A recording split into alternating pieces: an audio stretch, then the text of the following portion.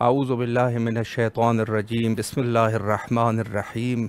امام حسین علیہ السلام فور عالمی چینل کربلا مقدسہ کے آن لائن ٹرانسمیشن پروگرام معرفت سے منتظر اجل اللہ تعالی فرجہ الشریف میں آپ کی خدمت میں حاضر ہے، اور آج 27 رجب یوم عید مبعث کے عنوان سے تمام شیعیان جہان اور بالخصوص ہمارے وقت کے امام حضرت امام زمانہ اجل اللہ تعالی فرجہ الشریف کو کی خدمت میں تبریک اور تہنیت عرض کرتے ہیں۔ رسول اللہ نے فرمایا، یا ایہا النبی، یا ایہا النبی، اے میرے نبی، انا ارسلناک شاہداً و مبشراً و نذیرا۔ ذات باری تعالیٰ نے فرمایا کہ یا ایہا النبی انا ارسلناک شاہداً و مبشراً و نذیرا، کہ اے میرے بھیجے ہوئے، اے میرے نبی، میں نے آپ کو بھیجا بشارت دینے کے لیے اور لوگوں کو مشاہدہ کرنے کے لیے اور لوگوں کو اللہ کی طرف رغبت دلانے کے لیے، کہ آپ لوگوں کو تقوی الہی کی طرف رغبت دو۔ وداعیا الی اللہ، وداعیا الی اللہ باذنہ، اور اللہ کو دعوت دو پروردگار کے اذن کے ساتھ، یعنی لوگوں کو اللہ کی طرف رغبت دو۔ وسراجا منیرا، اور آپ بشریت کے لیے ایک روشن چراغ ہے۔ یعنی خود حضرت رسالت مآب صلی اللہ علیہ وآلہ جو کہ آج کے دن مبعوث ہوئے اور نبوت کا اعلان کر دیا 40 سال کے بعد، بہت سارے لوگوں نے یہ کہا کہ خود رسالت مآب کا درجہ جو ہے وہ سابقہ انبیاء سے کم ہے، کیونکہ اس میں سے کچھ ایسے نبی بھی تھے کہ جنہوں نے یوم ولادت، یعنی بالکل عین ہی وقت ولادت نبوت کا اعلان کر دیا تھا، لیکن خود رسول اللہ 40 سال کے بعد اعلان فرما رہے ہیں۔ تو یہ عقیدہ جو ہے وہ یقیناً اسلام کا عقیدہ نہیں ہے۔ یہ تو ظاہری نبوت کا اعلان تھا جو رسول اللہ نے کیا 40 سال کے بعد۔ در حقیقت حدیث موجود ہے کہ رسول اللہ نے فرمایا کہ میں اس وقت بھی نبی تھا کہ جب حضرت آدم علیہ السلام خاک اور گل کے درمیان تھا، یعنی جس کو کہا جائے کہ ابھی آدم کی خلقت نہیں ہوئی تھی کہ اس وقت بھی میں نبی تھا۔ تو یہ نبوت کا سلسلہ ہمارے عقیدے کے مطابق بالکل اسی وقت سے ہے، لیکن ظاہری جو سلسلہ نبوت جہاں سے سب سے پہلی آیت قرآنی نازل ہوئی کہ فرمایا کہ سبح باسم ربک الاعلی، اقرا باسم ربک اقرا باسم رب، یہ سب سے پہلے جو ہے وہ آیت قرآنی نازل ہوئی، اور فرمایا کہ یہاں سے قرآن کا نزول ہونا شروع ہو گیا۔ بہت سارے لوگوں نے یوم مبعث کو 21 ماہ رمضان کا بھی کہا ہے، لیکن یہ ہے کہ اصل جو سلسلہ نبوت اور باقاعدگی سے رسمی طور پہ جہاں رسول اللہ نے اعلان کر دیا اور وہیں سے تبلیغ کرنا شروع کر دیا، اور خود رسول اللہ نے خود اپنی بعثت کے بارے میں فرمایا کہ میری بعثت کا مقصد جو ہے بعثت بمکارم الاخلاق، یعنی میری خود جو بعثت کا مقصد ہے وہ یہ ہے کہ لوگوں کو اچھے اخلاق سکھا سکوں، اچھے اخلاق کے لیے مجھے مبعوث کیا گیا، ومحاسنہا، اور نیکیوں کے لیے۔ یعنی خود رسول اللہ کی بعثت کا مقصد اخلاق سکھانا ہے، لوگوں کو اچھے اخلاق کی طرف رغبت دلانی ہے، اور دوسری نیکیاں جو کہ ظاہر ہے کہ معاشرے میں آپ ملاحظہ فرما سکتے ہیں، اور یہ خود رسول اللہ کی بعثت کی ہی برکات ہے۔ اس دن کو بعض لوگوں نے یہ بھی کہہ دیا کہ کفر، شرک اور دوسری جو برائیاں تھیں اس دور میں، ان کے موت کا دن تھا، کہ جہاں ان برائیوں کی موت واقع ہو گئی۔ یعنی ज़माने जाहिलियत इस कदर जाहिलियत है कि लोग जो है अपने बच्चियों को ज़िंदा दरगोर कर रहे हैं। अपने लिए ऐब समझते थे कि किसी की जो है वो घर में कोई बेटी पैदा हो जाए, ऐब समझते थे। और उसके अलावा जो है दूसरी बहुत सारी बुराइयां, यानी बुत परस्ती, उस दौर में जो बुत परस्ती का दौर था, और बहुत सारे बुत, यानी हर कबीले का एक बुत हुआ करता था और वो खाने काबे की दीवार पे उनको नस्ब कर दिया जाता था और लोग उनकी इबादत करते थे। जैसे आज के दौर में हम हज के लिए जाते हैं, उस ज़माने में भी एक ख़ास दिन था उन लोगों का, कुफ़ार का एक ख़ास दिन था कि जिस दिन जो है मक्का जाते थे और मक्का के दीवार के साथ जो बुत होते थे, हर शख्स अपने बुत की पूजा करते थे। जो जितना बड़ा कबीला हुआ करता था उतना बड़ा उनका बुत हुआ करता था, यानी जो सबसे बड़ा कबीला था उनका उतना ही बड़ा बुत हुआ करता था। तो ये और इन बुतों को जो है वो खुदा कहते थे। बाद लोगों का कहना है कि ये बुत जो थे उनके पुराने कोई सरदार वगैरह थे, उनके बुत बनाए हुए थे। शायद वो लोग इस चीज़ का अकीदा रखते थे कि अल्लाह ने इन हमारे सरदार के वजूद में शायद हुलूल कर दिया है, नऊज़ु बिल्लाह मिन ज़ालिक। या दूसरे बहुत सारे अकीदा, जैसे आप जाते हैं मिस्र में जाते हैं, वहाँ पर जो आसार कदीमा है वहाँ पर भी कुछ ऐसी ही आसार है कि वो लोग जो है अपने बुतों की पूजा किया करते थे। और वो बुत जो है वो ज़ाहिर है कि उनके जो बादशाह थे या जो दूसरे लोग थे उनके उन्होंने बुत बाकायदा बनाए हुए थे और वहाँ जो है उनकी पूजा हुआ होती थी। और ये बुत जो है सोने चांदी से बनाते थे। तो यहाँ पर भी वही कुछ सूरत हाल के बुतों को बना दिया जाता था और फिर उनकी पूजा होती थी बाकायदा। और बाकायदगी से जो है लोग जो है जैसे हज के लिए आज जाते हैं, तो इस बुराई से और इस शिर्क से रसूल अल्लाह जो है वो उन्होंने जिहाद फरमाया और इस जहालत से लोगों को बाहर निकाला। यहाँ तक कि लोग जो है आज के दौर में किसी कहाँ बच्ची पैदा होती है तो इसको नेमत इलाहिया से ताबीर करते हैं, कहते हैं कि हमारी बच्ची पैदा हुई है तो ये जो है वो एक हमारे लिए नेमत है, नेमत उज़्मा है और अल्लाह जो है इसकी सबब से हमारे घर पे बरक़ात नाज़िल करेगा। लेकिन यहाँ जो है दूसरे उस ज़माने में जो हालात थे वो नहायत ही खटन हालात थे, कि बड़े मुश्किल हालात थे। और इसके अलावा भी अनवा व अक़साम किस्म की बुराइयां जो है वो होती थी। और रसूलुल्लाह को जिस सरज़मीन में उतारा था रसूल अल्लाह सुब्हानहू व तआला ने, यकीनन ये सरज़मीन सबसे ज़्यादा फ़िस्क, फजूर और फितने वाली जगह थी। यानी लोग वहाँ जो रहते थे वो बड़े फासिक और फाजर किस्म के लोग थे। हर किस्म की बुराइयां जो है वो यहाँ पर होती थी, यानी कोई लिमिट ही नहीं है, कोई कानूनी नहीं है, कोई तरीका ही नहीं है। उनका ज़्यादातर काम शेर शायरी और लगवियात में ज़िंदगियाँ गुजारना, यही उनका काम था। दूसरी जगह जो थी दुनिया की वहाँ पर भी फ़िस्क फजूर और ये चीज़ें थी आदतन, लेकिन ये जो मंतक़ा था ये नहायत ही अजीब मंतक़ा था। यानी इसमें जो है फ़िस्क फजूर की इंतहा थी। ये मक्का जो है यहाँ पर पता नहीं इस मक्का की सरज़मीन जितनी मुक़द्दस है क्या सिलसिला है कि यहाँ पर जो है वो हालात ख़राब ही होते हैं अक्सर। और आज के दौर में भी आप देख रहे हैं ये सरज़मीन बस औक़ात ऐसी सरज़मीन होती, सरज़मीनों में से कुछ ऐसी जगह होती है कि जहाँ फ़िस्क और फजूर जो है वो बहुत ज़्यादा उसका रुझान पाया जाता है। तो ये उस दौर में भी था। और ख़ुद रिसालत इमाम सल्लल्लाहु अलैहि वसल्लम जिनका मकसद ये था कि लोगों को अच्छे अखलाक की तरफ रग़बत दे और लोगों को नेकियों की तरफ तरगीब करे, ये चीज़ें थी। यही जो है वो मकसद है। और इसके अलावा जब नेकियों की बात आ जाए और अखलाक की बात आ जाए तो अखलाक का दायरा बड़ा वसी है।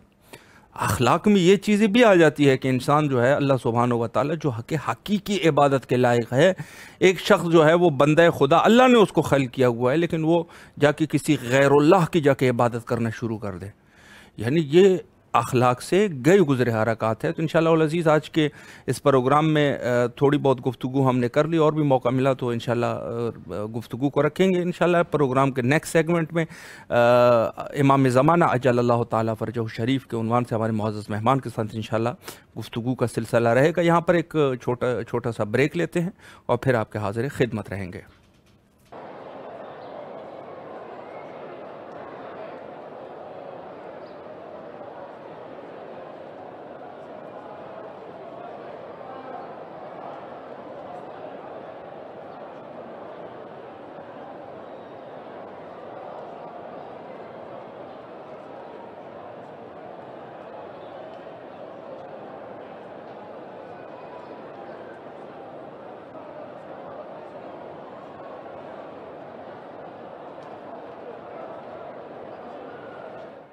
دوبارہ آپ کے حاضر خدمت ہے اور پروگرام کے اس سیگمنٹ میں آج کے ہمارے معزز مہمان حجت الاسلام المسلمین علی جناب علامہ محسن اقبال نچوی صاحب قبلہ ہمارے ساتھ موجود ہیں۔ انشاءاللہ العزیز گفتگو کا سلسلہ آگے بڑھاتے ہیں اور امام زمانہ علیہ السلام کے عنوان سے گفتگو کرتے ہیں۔ اس وقت ہمارا خوشبختانہ رابطہ بھی قائم ہو چکا ہے۔ السلام علیکم ورحمۃ اللہ وبرکاتہ۔ وعلیکم السلام ورحمۃ اللہ وبرکاتہ۔ حضور خیریت سے ہیں انشاءاللہ، طبیعت مزاج بخیر ہے؟ جی الحمدللہ، سلامت رہے۔ سب سے پہلے تو آج کے دن کی مناسبت سے آپ کی خدمت میں تبریک اور تہنیت عرض کرتے ہیں، اور امام حسین علیہ السلام ٹی وی کے تمام اراکین کی طرف سے تہہ دل سے آپ کے ممنون اور مشکور ہے کہ آپ نے مصروفیات کے باوجود وقت نکالا اور خدمت کا یہ موقع ہمیں فراہم فرمایا۔ اعوذ باللہ السمیع العلیم من الشیطان الرجیم، بسم اللہ الرحمن الرحیم۔ میری طرف سے بھی سب سے پہلے اپنے وقت کے امام تعالی فرجہ الشریف کی بارگاہ میں حافظ اور تمام مراجع عظام اور علماء کرام اور امام حسین علیہ السلام کی جو پوری ٹیم ہے جو اس وقت بہت اچھے انداز سے اس پروگرام کو نبھا رہی ہے اور انجام دے رہی ہے، میری طرف سے بھی آپ تمام اس چینل کے اراکین کو آج کے پرمسرت دن کے حوالے سے بہت بہت مبارکباد۔ خیر مبارک۔ اور آپ کو سلامت رکھیں، اور میں مشکور ہوں آپ کی پوری ٹیم کا کہ آپ نے ہمیں یہ موقع فراہم کیا ہے سلامت رہے۔ عظیم امام کی زندگی پہ اور ان کے جو بھی اوصاف ہیں اس پہ گفتگو کرنے کا۔ شکر گزار ہے قبلہ آپ کے، نہایت ہی ممنون اور مشکور آپ کے داد و تحسین اور آپ کی دعاؤں کے۔ میں وقت کو ضائع کیے بغیر سوالات کا سلسلہ شروع کرنا چاہوں گا، چونکہ مومنین بھی منتظر ہوں گے، اور میرا پہلا سوال جو ہے وہ خود اس دور غیبت کے عنوان سے ہے کہ دور غیبت امام زمانہ علیہ السلام میں ہماری کیا ذمہ داریاں ہیں، اس پر اگر ایک وضاحت ہو جائے۔ اعوذ باللہ السمیع العلیم من الشیطان الرجیم، بسم اللہ الرحمن الرحیم۔ قال رسول اللہ صلی اللہ علیہ وآلہ وسلم من مات ولم يعرف امام زمانہ مات میتۃ اللہ۔ بے شک۔ یہ میں نے فرمان آپ ناظرین کے سامنے جو بیان کیا ہے، یہ مشترک علیہ ہے، اہل سنت اور اہل تشیع کی کتب میں یہ موجود ہے۔ صحیح۔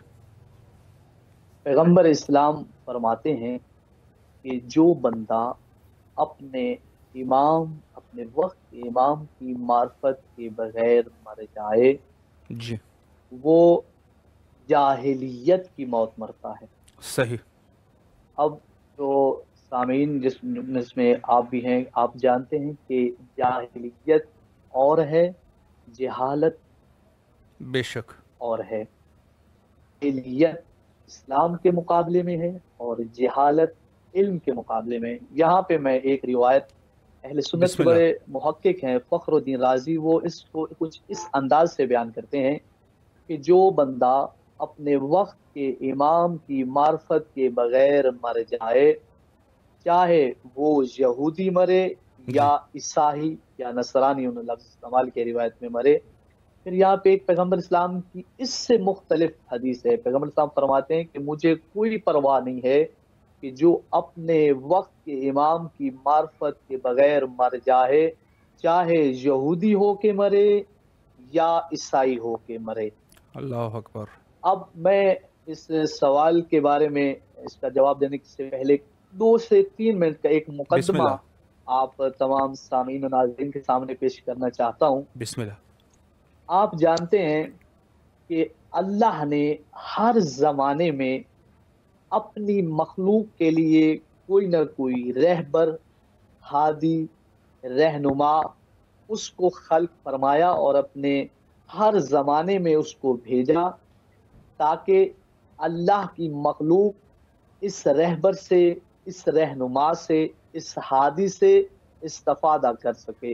اور یہاں پہ بھی امام صادق علیہ السلام کی ایک روایت میں آپ کے سامنے رکھنا چاہتا ہوں کہ اگر یہ کائنات، یہ زمین حجت خدا سے خالی ہو جائے، امام فرماتے ہیں کہ لو بقیت الارض بغیر امام لساخت، اگر اللہ اکبر، یہ زمین، یہ جو زمین ہے، یہ جو ارض لفظ استعمال کیا ہے، یہ حجت خدا سے خالی ہو جائے تو یہ زمین اپنے اہل کے ساتھ دنس جائے، اپنے اللہ اہل اکبر، کے ساتھ تباہ و برباد ہو جائے۔ بے شک، اس لیے ہر زمانے میں ایک حجت خدا کا ہونا ضروری ہے۔ بے شک، اور یہاں پہ دو چیزیں اور میں بیان کرنا چاہتا ہوں بسم اللہ، کہ یہ جو کائنات ہے، یہ کائنات محمدی الحدوث بھی ہے اور محمدی البقا بھی ہے۔ صحیح، محمدی الحدوث کیسے ہے کہ یہ کائنات، اس کائنات کا وجود وہ بھی محمد کے صدقے میں ہے، کہ جس کے بارے میں خود حدیث قدسی ہے کہ لولا کا یا محمد، اور ایک روایت میں کہ لولا کا یا احمد لما خلقت الافلاق، اے اللہ محمد، اکبر، اے احمد، اگر میں تجھے پیدا نہ کرتا تو اس کائنات کو پیدا نہ کرتا۔ تو اس کا مطلب یہ ہوا کہ یہ کائنات وجود میں آئی تو اس محمد کے صدقے میں، محمدی البقا بھی ہے، یہ کائنات باقی بھی ہے، بے تو شک، اس محمد کے بیٹے محمد کے صدقے میں جو پردہ غیبت میں موجود ہے، اور سبحان جسے اللہ، ہم امام واہ، زمانہ کے لقب سے یاد کرتے ہیں۔ بے امام شک، زمانہ خود پیغمبر اسلام فرماتے ہیں کہ جس کا نام، جس کی کونیت وہ میرے نام سے اور میری کونیت سے ملتی ہے، اور ہم کیونکہ اس دور میں رہ رہے ہیں کہ جس دور میں امام زمانہ سامنے نہیں ہے، غیب ہے، تو پیغمبر اسلام فرماتے ہیں کہ وہ جو اس زمانے کے لوگ تھے جس زمانے میں پیغمبر اسلام یا باقی ائمہ یا باقی نبی تھے، وہ لوگ تو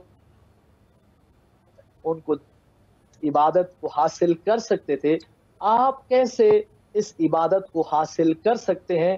تو یہاں پہ بھی پیغمبر اسلام فرماتے ہیں کہ الانتظار الفرج، افضل جو عبادت ہے وہ ہے اپنے امام کا انتظار کرنا، اور بے ہم جس شک، زمانے میں رہ رہے ہیں ہم اپنے امام کا انتظار کر رہے ہیں۔ ابھی میں آتا ہوں جو آپ کا سوال ہے کہ ہماری کیا ذمہ داریاں ہیں، کہ ہمارے وقت کے امام تو غائب ہیں، ہماری ذمہ داریاں کیا ہے؟ سب سے پہلی ذمہ داری وہ ہے معرفت امام زمانہ عجل اللہ تعالی فرجہ الشریف۔ سبحان اللہ، امام کی معرفت ضروری ہے۔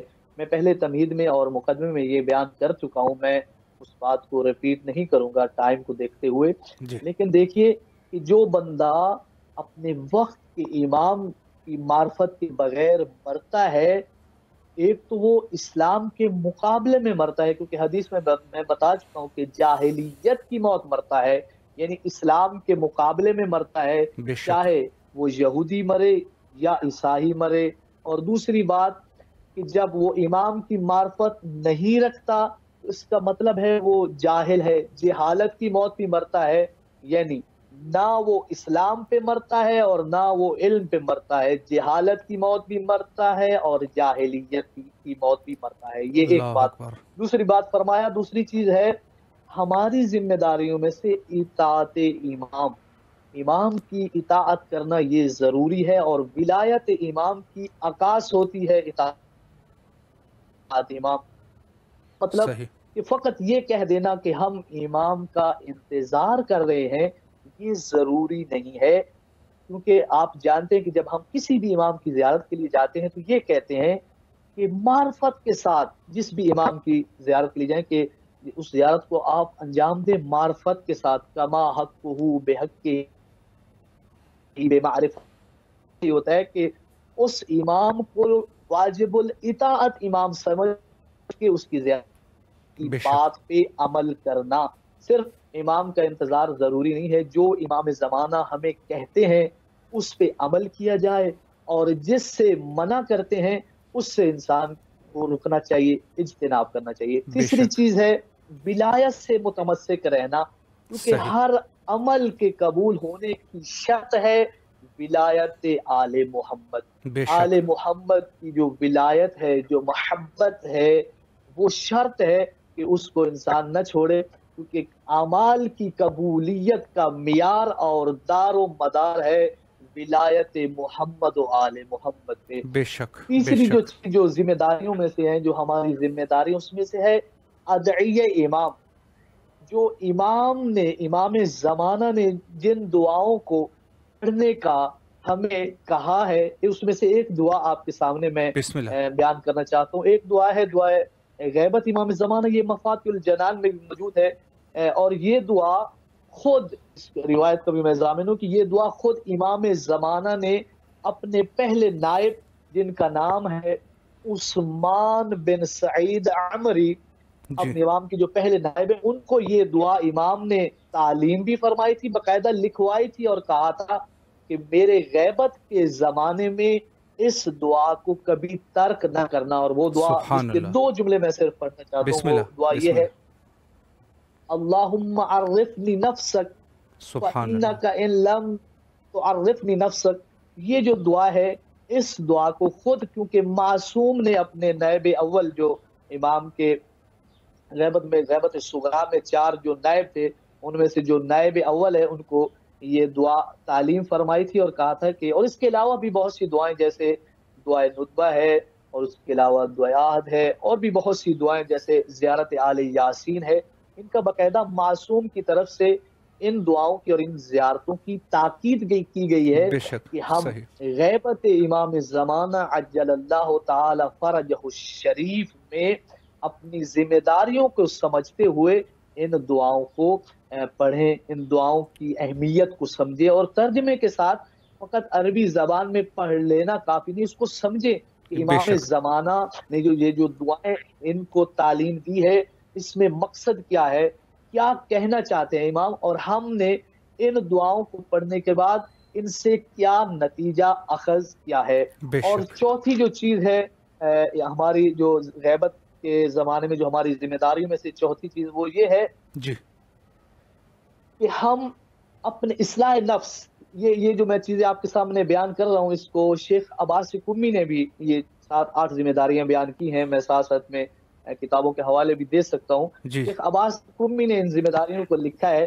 چوتھی چیز ہے کہ اصلاح نفس، اپنے نفس کی اصلاح کرنا۔ آپ صحیح۔ جانتے ہیں کہ جب تک انسان جو بات کرتا ہے اس پہ خود عمل نہ کرے، تو یہ قرآن کہتا ہے کہ اس بات کو کہتے کیوں ہو جس پہ خود عمل نہیں کرتے۔ بے شک ضروری ہے کہ انسان معاشرے میں ایسا کردار اپنائے کہ لوگ کہیں کہ واقعاً یہ امام کا ماننے والا ہے، سبحان واقعاً اللہ۔ یہ امام کا انتظار کرنے والا ہے، واقعاً یہ اصل منتظرین امام میں سے ہے۔ اس کا کردار، اس کی گفتگو، اس کا رہن سہن، اس کا چلنا۔ اور یہ بھی ایک مفہوم روایت ہے کہ شیعہ امام زمانہ یا شیعہ امام صادق علیہ السلام جب بازار سے چل رہا ہو، لوگ دیکھ کے کہیں کہ یہ واقعی امام صادق علیہ السلام کا شیعہ جا رہا سبحان ہے، اللہ اور لوگ سبحان دیکھ اللہ۔ کے کہیں کہ واقعی یہ امام زمانہ عجل اللہ تعالی فرجہ الشریف کا چاہنے والا ہے اور حقیقی انتظار کرنے والا ہے۔ بے اور اس کے شک۔ ساتھ آخری چیز جو اس جواب کے حوالے سے میں آپ کی خدمت بسم میں اللہ۔ عرض کرنا چاہ رہا ہوں، وہ یہ ہے کہ معاشرے کی اصلاح، جی اپنے نفس کی اصلاح کے ساتھ ساتھ معاشرے کی بھی اصلاح کرنا ضروری ہے۔ وہ یہ ہے کہ انسان اپنا ایسا کردار اپنائے کہ آپ کا کردار معاشرے پہ غالب آئے، معاشرہ آپ کے کردار پہ غالب نہ آ سکے۔ اس کی میں ایک چھوٹی سی مثال دینا چاہتا ہوں، کیونکہ بسم میں اللہ۔ زائرین امام حسین علیہ السلام کی بھی خدمت میں اکثر رہتا ہوں۔ جی ہم دیکھتے ہیں بعض ہماری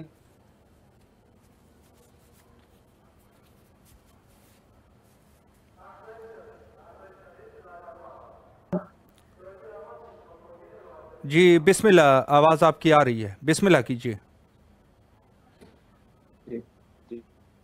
جی بسم جب اللہ۔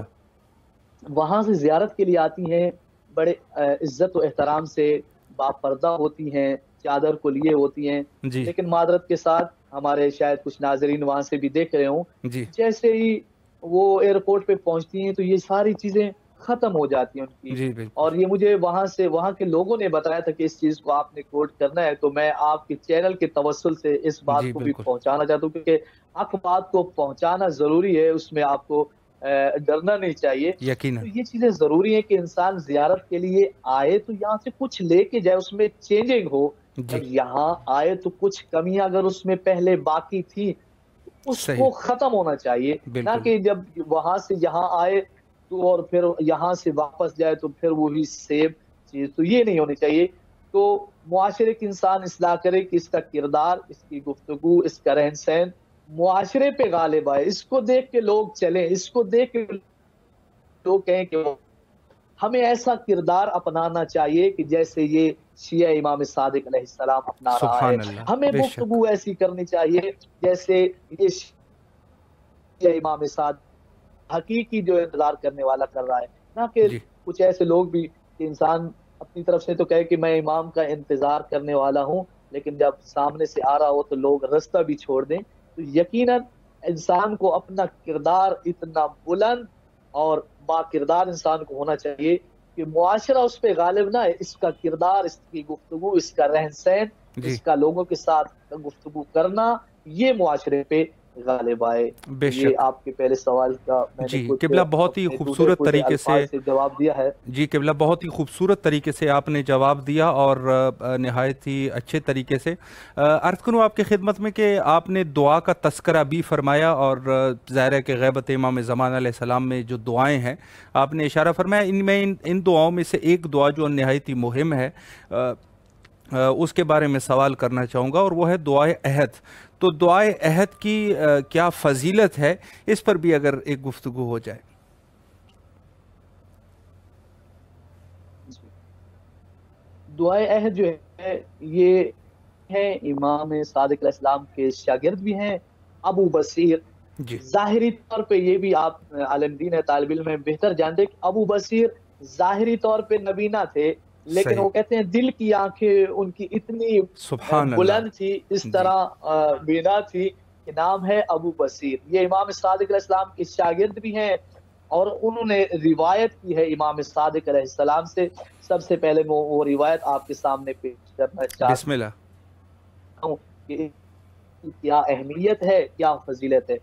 وہ کہتے ہیں کہ میں نے امام سے سنا کہ من دعا الى اللہ تعالی 40 صباحا بهذا العهد كان من قائمنا. کہ سبحان جو اللہ. بندہ بھی 40 دن، صحیح. 40 صبح اس جی دعا کو پڑھے نیت کے ساتھ، صدق کے دل کے ساتھ، واجبات کو انجام دیتے ہوئے، ایسا نہ ہو کہ انسان کی صبح کی نماز قضا ہو جائے اور 7 بجے اٹھ کے پھر جو ہے وہ اس دعا کو پڑھنا شروع کر دے. واجبات کو انجام دینے کے بعد 40 کو پڑھے. کانا من انصار قائمنا، وہ سبحان اللہ. ہمارے قائم کے انصار و آوان میں سے ہوگا. کون فرما رہے؟ امام صادق علیہ السلام فرما رہے. اللہ اکبر. پھر کہتے ہیں وَإِن مَاتَ قَبْلَ ظَهُورِهِ، اگر وہ شخص یہ دعا کرتے ہوئے، امام زمانہ کا انتظار کرتے ہوئے اس دنیا سے چلا جائے، مر جائے، اور اس حالت میں کہ ابھی امام زمانہ کا ظہور نہیں ہوا، صحیح. فَأَخْرَجَهُ اللَّهُ تَعَالَى مِنْ قَبْرِهِ، تو اللہ اکبر. اللہ اسے قبر سے اٹھائے، زندہ کرے گا. وَأَعْتَاهُ بِكُلِّ كَلْمَةٍ 1000 حسنہ وَمَحَا عَنْهُ 1000 سیئہ. تو خدا اللہ اسے اکبر. اجر کیا دے گا؟ جو بندہ 40 روز صبح اس دعا کو پڑھتا تھا، اب وہ مر چکا ہے، امام زمانہ کا ظہور بھی نہیں ہوا، تو اللہ اسے قبر سے اٹھائے گا، اللہ دوبارہ اکبر. زندہ کرے گا، اور ایک کلمے کے بدلے جو اس نے یہ دعا پڑھی ہے، جی بدلے میں 1000 نیکی اس کے نام اعمال میں درج کرے گا. وَمَحَا عَنْهُ 1000 سیئہ، اور اس کے ساتھ ساتھ 1000 گناہ اس کے نام اعمال سے مٹا دے گا. اللہ یہ ہے اکبر. اس دعا کو پڑھنے کا نتیجہ. اور رات کو ہم کاؤنٹ کر رہے تھے، تقریباً 400 سے اوپر اس کے کلمے بنتے ہیں، اور وہ مومنین و مومنات جو اس دعا کو کئی سالوں سے پڑھ رہے ہیں، اب وہ خود کاؤنٹ کر سکتے ہیں کہ اس کا کیا اجر، کیا ثواب ہے اور اس کی کیا عظمت ہے۔ کیونکہ کچھ لوگ ہو سکتا ہے یہ سوال کریں کہ کیسے اتنی فضیلت ہو سکتی ہے، کیونکہ ثواب دینے والا کوئی انسان نہیں ہے، وہ کریم ذات ہے، وہ وحدہ لا شریک ذات ہے، وہ عظیم بادشاہ ہے جس نے یہ ثواب دینا ہے۔ تو اس میں شک کی کوئی گنجائش نہیں ہے۔ یہ امام صادق علیہ السلام بے شک بے شک۔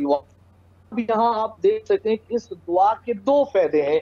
ایک، امام فرماتے ہیں کہ آپ امام زمانہ کے آوان و انصار میں سے ہو جائیں گے، ایک چیز، اور دوسرا فرمایا کہ ظہور امام زمانہ کے وقت آپ کو شرف ظہور امام زمانہ بھی نصیب ہوگا، یعنی امام زمانہ سے ملاقات کا جو شرف ہے وہ بھی اس بندے کو نصیب ہوگا، اور امام زمانہ کی رکاب میں امام زمانہ کے تابع ہو کر امام زمانہ کے ساتھ مل کر امام زمانہ کے دشمنوں سے جہاد کرے گا۔ تو یہ فائدہ ہے اس دعا کو پڑھنے کا اور اس دعا کو ریڈ کرنے کا، کہ جو، اور یہ بہت بڑا عمل بھی ہے کہ آپ میں سے مومنین جو بھی دیکھ رہے ہیں وہ آزما کے دیکھیں کہ اس دعا کو آپ ہر روز یعنی 40 دن صبح کی نماز کے بعد پڑھیں، تو آپ کے اندر کتنی چینجنگ آئیں گی، اور اس کے ساتھ ساتھ آپ کی جو بھی پریشانیاں ہیں خداوند متعال اس دعا کے صدقے میں اور حجت خدا کے ساتھ، کیونکہ منسوب یہ دعا ہے، اس کے صدقے میں آپ کی تمام پریشانیوں کو دور فرمائے گا۔ اب مجھے 2 سے 3 چیزیں اس دعا کی اہمیت کے بارے میں بتانی ہے، اور پھر میں آپ کے نیکسٹ سوال کی جانب بڑھوں گا۔ بسم اللہ۔ دعا کرنا کیوں ضروری ہے، اس کے بارے مختلف حدیثیں اور قرآن کی آیات موجود ہیں۔ تو پہلی جو میں آپ کو پیش کرنے جا رہا ہوں وہ یہ ہے کہ ادعونی استجب لکم، کہ مجھ سے مانگو، خدا کہہ رہا ہے مجھ سے مانگو، مجھ سے طلب کرو، میں ضرور با ضرور تمہیں دوں گا۔ اور پھر یہاں پہ پیغمبر اسلام فرماتے ہیں مولا علی علیہ السلام سے، یا علی میں تجھے دعا کی سفارش کرتا ہوں، یا علی ہر وقت خدا سے کچھ نہ کچھ مانگتے رہنا، طلب کرتے رہنا، کیونکہ وہ خدا بڑا عظیم ہے، اسے پسند ہے کہ لوگ مجھ سے مانگتے رہیں، میری بارگاہ میں آ کے اپنے سر کو جھکا کے گر گرا کے مجھ سے کچھ نہ کچھ مانگتے رہیں، اپنے گناہوں کی معافی کو طلب کرتے رہیں۔ دوسری روایت جو میں آپ کے سامنے پیش کر رہا ہوں، امام محمد باقر علیہ السلام فرماتے ہیں کہ افضل العبادہ الدعاء، سب سے عظیم جو عبادت ہے وہ دعا ہے، امام باقر علیہ السلام فرماتے بے شک ہیں۔ اور مولا علی علیہ السلام فرماتے ہیں کہ خدا کے نزدیک زمین پر محبوب ترین جو عمل ہے وہ دعا ہے۔ اس سے آپ اندازہ لگا سکتے ہیں کہ دعا جو ہے وہ کس قدر اہمیت کی حامل ہے، اور سب سے معروف جملہ جو ابھی ذہن میں آیا، مومن کا اسلحہ جو ہے وہ دعا کو قرار دیا گیا ہے۔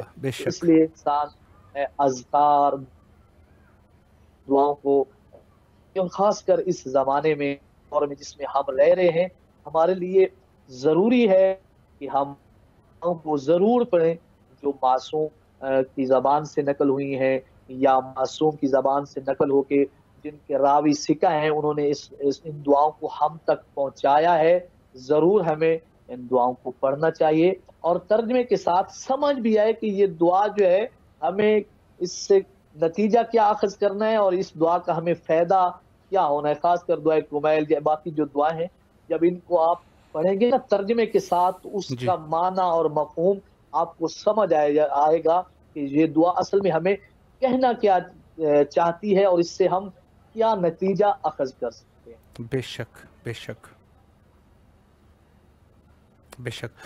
قبلہ بسم اللہ کیجئے اگر کچھ اور وضاحت ہے، وگرنہ میں تقریباً ہمارے پاس 5 منٹ کا ٹائم بچا ہے، تو 5 منٹ میں آپ کی خدمت میں اگلا سوال کروں کہ خود ظاہر ہے کہ یہ دعائیں جو تلاوت کرتے ہیں منتظران امام زمان علیہ السلام ہے، تو منتظران امام زمان علیہ السلام کی کیا فضیلت ہے، اس پر بھی اگر ایک وضاحت ہو جائے۔ 5 منٹ کا وقت ہمارے پاس ہے قبلہ، بسم اللہ کیجئے۔ اس میں بھی میں نے کیونکہ کوشش کی ہے ایک چھوٹا سا طالب علم کے ہر بات کو حدیث کے ساتھ کوٹ کروں، جی بالکل تاکہ لوگ اس کو اچھے سے سمجھے، اس پر عمل کریں۔ بے شک سب سے پہلی جو روایت منتظر امام کی عظمت اور فضیلت کے بارے میں، اور یہ بھی آپ نے پہلے سوال کیا تھا کہ کیسے ہونا چاہیے، ہم نے اس میں وہ چینج کی کہ امام جعفر صادق علیہ السلام فرماتے ہیں کہ خوشخبری ہے ہمارے شیعوں کے لیے جی جو ہماری ولایت کے ساتھ متمسک رہتے ہیں۔ سبحان اللہ بے ہمارے شک قائم کی غیبت میں پیغمبر اسلام فرماتے ہیں، جب ہمارے قائم کی غیبت کے حوالے سے پیغمبر اسلام کی ایک حدیث ہے، وہ فرماتے ہیں کہ افضل الاعمال امتی انتظار الفرج، کہ میری امت کے لیے بہترین عمل جو ہے وہ اپنے کا انتظار کرنا ہے۔ بے اب شک بات کو سمجھیے کہ کچھ جس کا تعلق ہے زمان کے ساتھ، کچھ اعمال ہیں جن کا تعلق ہے مکان کے ساتھ، جیسے مثلا امام سجاد علیہ السلام، آپ جانتے ہیں میں اس میں زیادہ نہیں بات ہوگا کہ معینات علی علیہ السلام کی یہاں پہ آ کے شہر میں غلام سے کہا کہ مجھے بستر لگا کے دیجئے، اور امام سجاد علیہ السلام نے اپنے جد کے اس جوار میں آ کے سو کے دکھایا کہ مولا کائنات کے جوار میں اپنے واجبات کو انجام دینے کے بعد عبادت ہے۔ اس کے علاوہ مثلا روزے کی حالت میں آپ نے روایات سن رکھی ہے کہ انسان کا سانس لینا بھی عبادت ہے، جیسے آج بے کے دن کے شک بارے میں بھی کہا گیا ہے کہ انسان آج کے دن جو روزہ رکھتا ہے کئی سالوں کی عبادت کو پا سکتا ہے، آج کے دن روزہ جو بندہ رکھتا ہے۔ لیکن انتظار امام ایک ایسا عمل ہے اور ایسی خوشخبری ہے اور ایسے فضائل ہیں امام کے چاہنے والوں کے لیے، امام کے انتظار کرنے والوں کے لیے، کہ اس کے لیے نہ کوئی زمان کی ضرورت ہے نہ مکان کی ضرورت ہے، بے شک بلکہ وہ ہر حال میں امام زمانہ کا جب انتظار کر رہا ہوتا ہے تو یہ اس کے لیے فائدہ مند ہے، اس کے لیے باعث ثواب ہے۔ بے شک امام صادق علیہ السلام کی ایک روایت، میں مسلسل ایسے بولتا جا رہا ہوں، میں چاہ رہا ہوں جو کچھ میں نے بہتر ہے اللہ کیا ہے اس کو آپ تک اور جی مومنین کی بسم خدمت اللہ میں پہنچایا جائے۔ امام صادق علیہ السلام ایک روایت اپنے جد پیغمبر اسلام صلی اللہ علیہ وآلہ وسلم سے نقل کرتے ہیں کہ منتظرین امام کس عظمت کے مالک ہیں۔ پیغمبر اسلام گفتگو کر رہے تھے اپنے اصحاب کے ساتھ اور کہہ صحیح رہے تھے کہ ایک ایسا زمانہ آئے گا کہ جس کے افراد میں سے ایک شخص جو ہے وہ آپ کے 50 شخصوں کے برابر ہوگا۔ اللہ اکبر کیا جس ایک شخص کا اجر و ثواب، یعنی اس زمانے کے ایک شخص کا اجر و ثواب تمہارے 50 افراد کے اجر و ثواب کے برابر ہوگا۔ تو بعض اصحاب نے سوال کیا، یا رسول اللہ ہم نے تو آپ کے ساتھ مل کر جنگ خیبر، بدر، احد اور حنین میں شرکت کی ہے، بعض آیات قرآنی بھی ہمارے لیے نازل ہوئی، یہ کیسے ہو سکتا ہے کہ وہ ایک شخص اس کا اجر و ثواب ہمارے 50 شخص کے اجر و ثواب کے برابر ہو؟ تو اس وقت پیغمبر اسلام نے فرمایا تھا کہ دیکھیے آپ میں سے کچھ لوگ ایسے ہیں، جی پیغمبر اسلام کے زمانے کو بھی دیکھا ہے، پیغمبر اسلام کے ہاتھ پہ جو معجزات ہوئے اس کو بھی دیکھا ہے، اور پھر غدیر میں پیغمبر اسلام نے مولا کا ہاتھ جو بلند کیا تھا اس کو بھی دیکھا، پھر پیغمبر اسلام نے جو فرمایا تھا من کنت مولا ہو فہذا علی مولا، اس کو سنا بھی تھا، لیکن اس کے باوجود بخل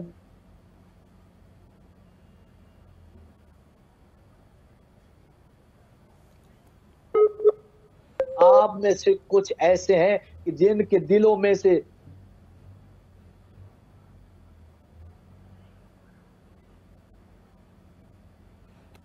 جی غالباً کوئی نیٹ کا مسئلہ، نیٹ کا ایشو ہے،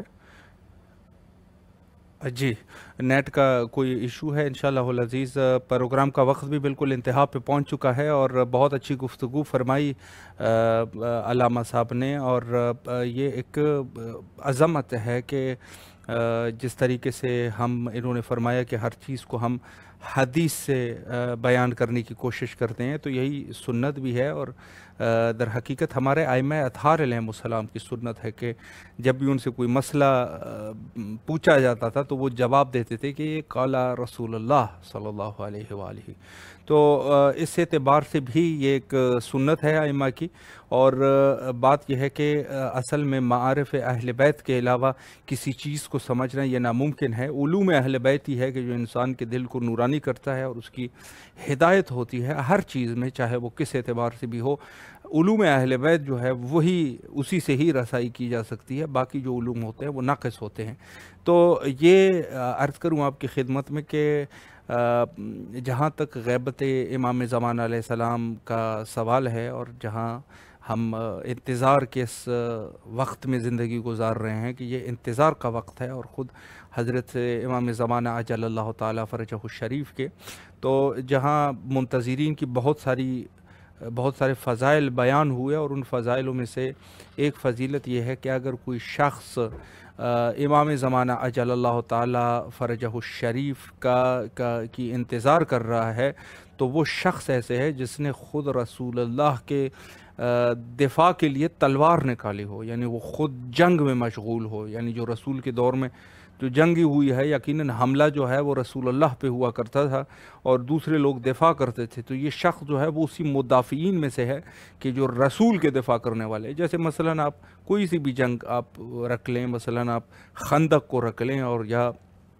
دوسری بہت جنگیں، تو اس میں جو حملہ ہوتا تھا در حقیقت قتل رسول کے لیے جنگ بدر ہے، خندق ہے، جو جنگ بھی ہے رسول کے اوپر جب حملے ہوتے تھے تو وہ حملہ گویا کہ خود رسالت کے اوپر حملہ تھا، اور رسالت کی دفاع کرنے کے لیے جو لوگ جاتے تھے آگے اور یا تو شہید ہو جاتے تھے یا غازی بن کے واپس آ جاتے تھے، جس میں سیر فہرست بھی حضرت امیر المومنین علیہ السلام تھے۔ تو یہ شخص جو خود حضرت امام زمان علیہ السلام کا حقیقی منتظر ہے، اس شخص کی فضیلت یہ ہے کہ گویا وہ رسول اللہ کی دفاع کر رہا ہے۔ اور دوسری حدیث میں یہ ہے کہ جو شخص غیبت امام کے انتظار میں بیٹھا ہے، یعنی بیٹھنے سے مراد یہ ہے کہ انتظار کر رہا ہے اپنے صحیح طریقے سے، انتظار کا صحیح طریقے پر ہم گفتگو کر چکے ہیں کہ صحیح طریقے سے اگر وہ انتظار کر رہا ہے تو یہ شخص جو ہے وہ ایسا ہے کہ جیسے خود امام زمان علیہ السلام کے خیمے میں بیٹھا ہو اور امام کی خدمت میں حاضر ہو، کہ امام جو ہے جب بھی ان سے کچھ کہیں تو یہ اٹھ کے جو ہے وہ کام کرے۔ تو یہ شخص جو ہے ایسا ہے جیسے خدا میں حضرت امام زمانہ اجل اللہ تعالیٰ فرجہ الشریف، اور خدمت امام کوئی چھوٹی چیز نہیں۔ امام جعفر صادق علیہ السلام نے فرمایا کہ اگر میں در کرتا، اگر میں امام کے زمانے کو در کر لیتا تو میں جو ہے ان کی خدمت میں رہتا، ان کی خدمت کرتا۔